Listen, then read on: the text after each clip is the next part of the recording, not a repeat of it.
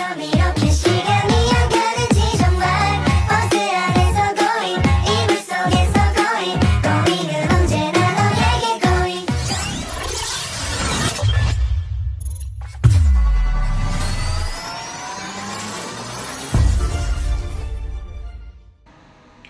Nah, yang pertama itu kita akan membahas tentang jenis masalah pengelolaan kelas. Jenis masalah pengelolaan kelas ini terbagi menjadi dua. Yang pertama itu masalah yang bersifat perorangan. Nah, yang kedua masalah yang bersifat kelompok. Yang pertama itu ada masalah yang bersifat perorangan. Contoh dari masalah yang bersifat perorangan, yang pertama itu ada konflik harta warisan, yang dimana ini bukan lagi rahasia, karena harta warisan ini sudah sering memicu bagi keturunan yang ditinggalkan. Misalnya mulai dari pembagian tidak merata, pembagian yang tidak adil, dan lain-lainnya. Contoh yang kedua itu ada konflik rumah tangga. Konflik ini terjadi antara pasangan suami istri, orang tua, anak, dan anggota lainnya. Masalah yang sering diributkan dari konflik rumah tangga ini bisa karena masalah ekonomi, masalah dugaan orang ketiga, masalah ribut-ribut hal sepele. Yang kedua, masalah yang bersifat kelompok. Contoh dari masalah yang bersifat kelompok ini ada kemiskinan, pengangguran, pelecehan seksual, kenakalan remaja, aliran sesat, korupsi, dan lain-lainnya. Setiap individu memiliki kebutuhan besar. Jika seorang individu gagal mengembangkannya, maka dia akan bertingkah laku menyimpang. Contoh dari tingkah laku menyimpang yang ada di kolom sini ya. Tingkah laku pencarian perhatian itu contohnya adalah perilaku anak yang pemalas atau anak yang terus-menerus meminta bantuan orang lain, memperolok teman, membuat onar, memperlihatkan kenakalan untuk mendapatkan perhatian. Tingkah laku pencari kekuasaan contohnya yaitu anak yang sering menampilkan adanya pertentangan pendapat, tidak mau melakukan yang diperintahkan orang lain, dan menunjukkan sikap tidak patuh secara terbuka. Tingkah laku menuntut balas contohnya yaitu anak yang ingin berhasil, tetapi dengan cara menyakiti orang lain, dengan melakukan penyerangan secara fisik, yaitu seperti mencakar, menggigit, dan menendang.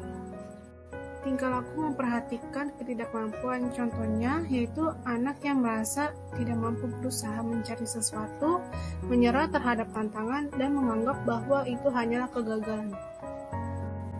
Masalah yang bersifat kelompok. Konflik antar siswa-siswa dari kelompok yang mempermasalahkan perbedaan warna kulit. Perilaku ini biasa disebut dengan bullying. Bullying antar siswa ini sangat berbahaya. Dapat dibayangkan bahwa menjadi korban bullying akan berdampak tidak sehat karena diwarnai oleh adanya konflik, ketegangan, dan kekerasan. Siswa-siswa korban bullying akan merasa tidak senang berada di kelasnya, sehingga mereka tidak merasa tertarik dengan proses pembelajaran. Permasalahan kelompok selanjutnya di mana siswa tidak mau mengikuti aturan dari guru, bahkan menyepelekannya. Untuk mencegah perilaku menyimpang anak, dapat dengan memberikan penguatan positif. Penguatan positif dapat berpengaruh untuk mengurangi perilaku menyimpang anak. Contoh dari penguatan positif adalah kata-kata yang berisi tentang motivasi, seperti ini. Bagaimana cara mengatasi masalah dalam pengelolaan kelas? Untuk menyelesaikan masalah tersebut, yang pasti tidak boleh dilakukan dengan kekerasan atau pengancaman. Mengapa tidak boleh? Karena tindakan kekerasan atau pengancaman hanya akan sekedar mengubah tingkah laku dalam waktu sesaat saja, jadi tidak selamanya, dan itu akan kemungkinan membuat traumatik terbaru bagi siswa, yang akan memperparah pelaku penyimpangannya. Lalu, pendekatan apa yang tepat untuk mengatasi permasalahan pengelolaan kelas? Nah, di sini berikut langkah-langkah penyelesaian masalah dalam pengelolaan kelas. Yang pertama, kita melakukan tanya jawab atau mengidentifikasi pada siswa tentang masalah yang dihadapi siswa. Di sini, guru diminta untuk menyelidiki apa saja masalah yang terjadi di dalam kelas tersebut. Lalu, guru menjelaskan kepada siswa pelanggaran apa yang ia lakukan di sekolah. Menjelaskan dengan sabar agar siswa mengerti apa yang disampaikan oleh guru.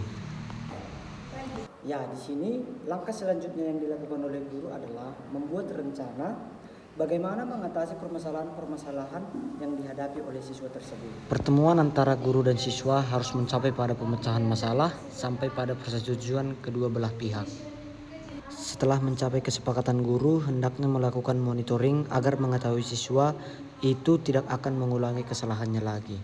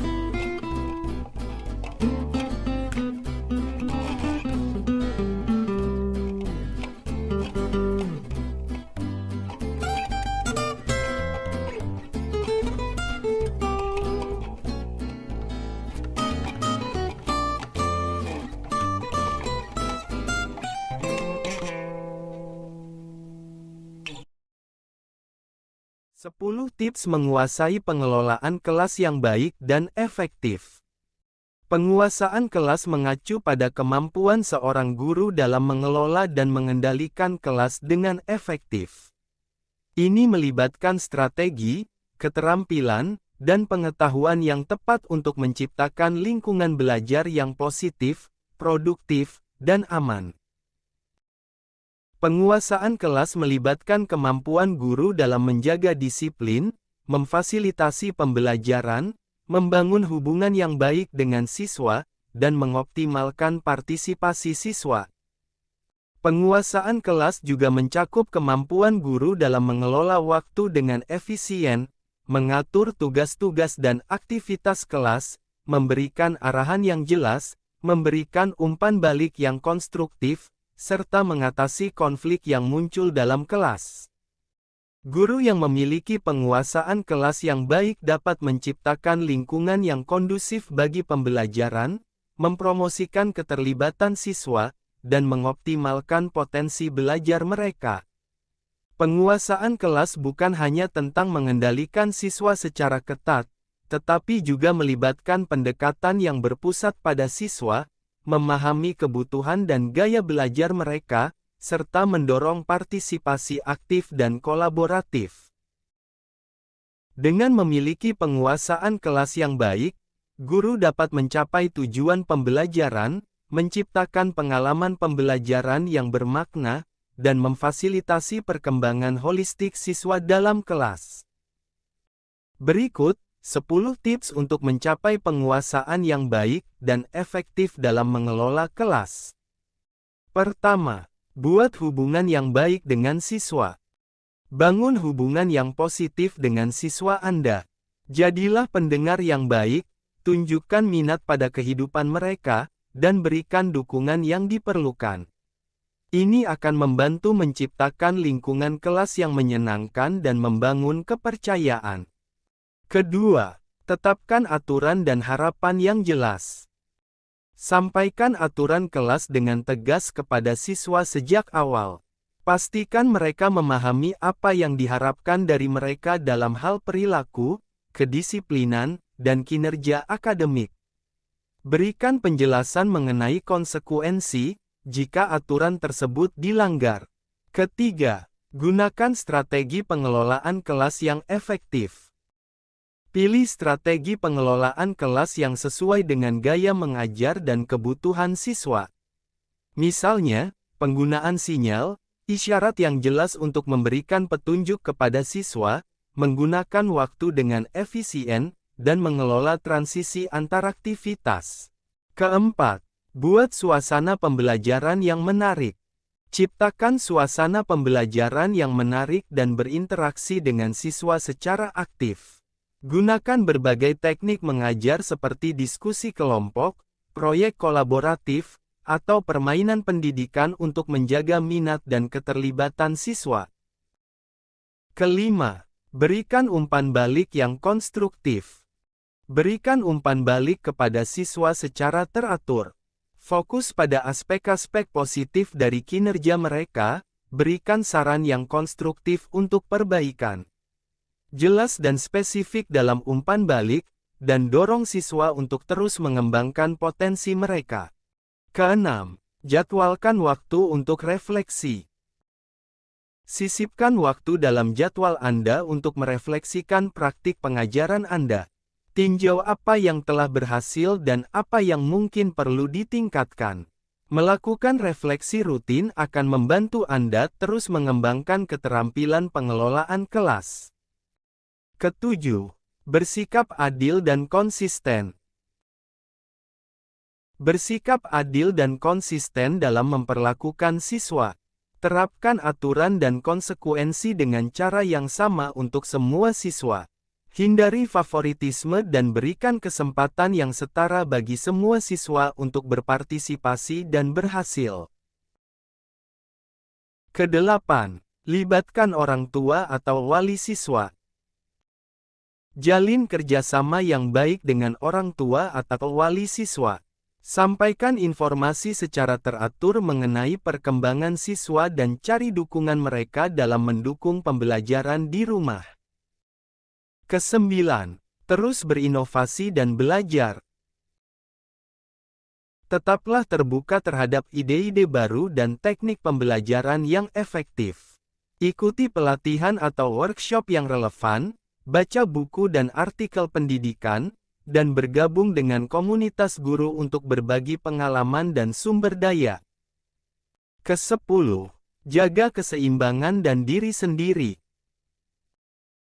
Penguasaan kelas yang baik juga melibatkan menjaga keseimbangan dalam hidup Anda. Prioritaskan kesehatan fisik dan mental Anda, dan cari waktu untuk melakukan aktivitas yang Anda nikmati di luar lingkungan sekolah. Dengan menerapkan tips-tips ini, Anda dapat menciptakan lingkungan kelas yang positif, produktif, dan mendukung perkembangan siswa-siswa Anda. Ingatlah bahwa pengelolaan kelas yang efektif membutuhkan waktu, kesabaran, dan ketekunan. Teruslah beradaptasi dan mengembangkan keterampilan Anda seiring dengan pengalaman Anda sebagai seorang pendidik.